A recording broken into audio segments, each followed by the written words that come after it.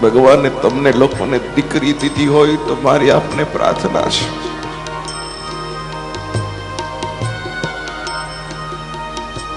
દીકરીને બહુ પ્યાર કરજો, પેટ ભરીને પ્યાર કરજો, દીકરીની તમામ જીદ પૂરી કરજો, દીકરીને જેટલું દેવાય એટલું સુખ તમે તમારા પિયરની માલિકો આપજો. દીકરીના માથે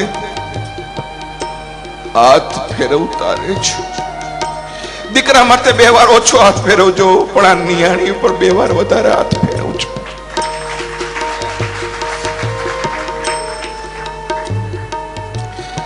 કારણ કે દીકરીને ખબર નથી. હું એટલા માટે તમને દીકરીને પ્યાર કરવાનું કહું છું, કારણ કે પુરુષ તો જન્મે તો એનું સ્મશાન નક્કી છે કે ક્યાં જન્મો છે, ત્યાં જ એને અગ્નિદાહ દેવાય. પણ દીકરીઓનું તો જન્મ સ્થાન નક્કી છે, પણ દીકરીઓના તો મહાન નક્કી નથી કે એ જન્મી ક્યાં ને અગ્નિદાહ ક્યાં દેવાનો છે. દીકરીઓની જિંદગીમાં કેટલી ભલી કેટલી બોળી. એનો બાપ એમ કે બેટા ઠેકાણું બહુ સારું છે, અને દીકરી આ પાડે, અને કોઈ દી ન જોયા હોય, કદી ન ઓળખતી હોય એવા કુટુંબની માલિકો જેમ દૂધમાં સાકર બળે એમ બળી જાય, અને સખત એક જ વિચાર કરે, મારા બાપની આબરૂ સાચવવાની છે, મારા બાપની ઇજ્જત સાચવવાની છે. સહન કરતી જાય, સહન કરે, એનું નામ દીકરી.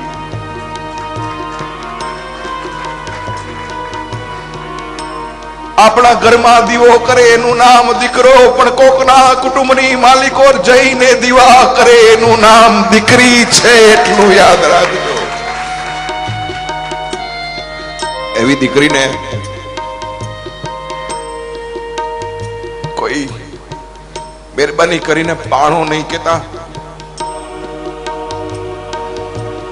એવી દીકરીને મહેરબાની કરી કોઈ પથ્થરો નહીં કેતા.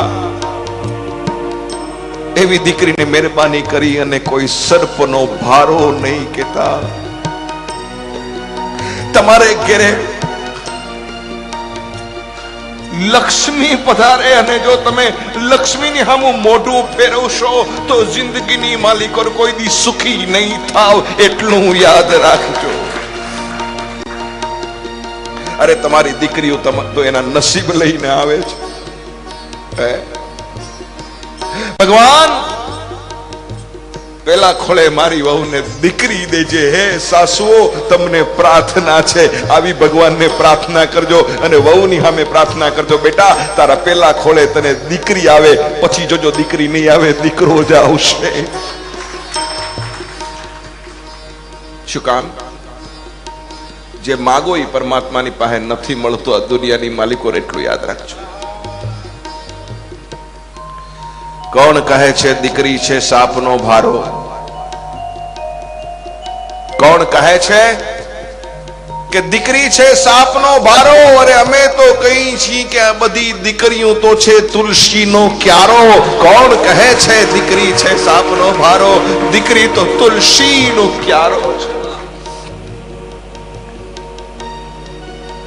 રાવણને જો એક દીકરી હોત ને તો સીતાજીનું હરણ ન થયું હોત, અને દશરથને એક દીકરી હોત તો રામને વનવાસ ન થયો હોત. तुलसी की रामायण का चित्र कुछ अलग ही होता. દીકરી માગજો.